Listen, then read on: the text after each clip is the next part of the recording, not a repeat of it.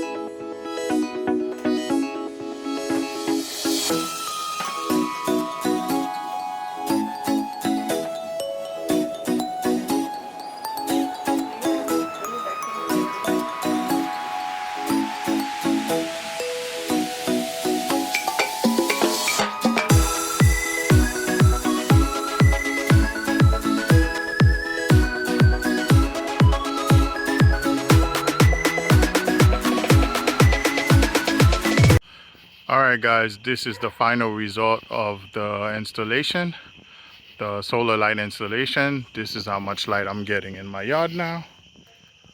I'm getting tons of coverage over here,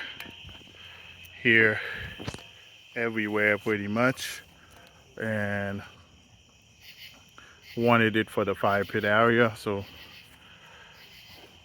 it's looking pretty cool up there.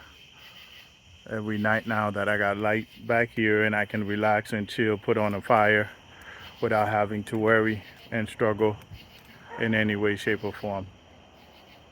I hope you guys enjoyed this video. Don't forget to comment, like, and subscribe as well. Have a good one, guys. Peace.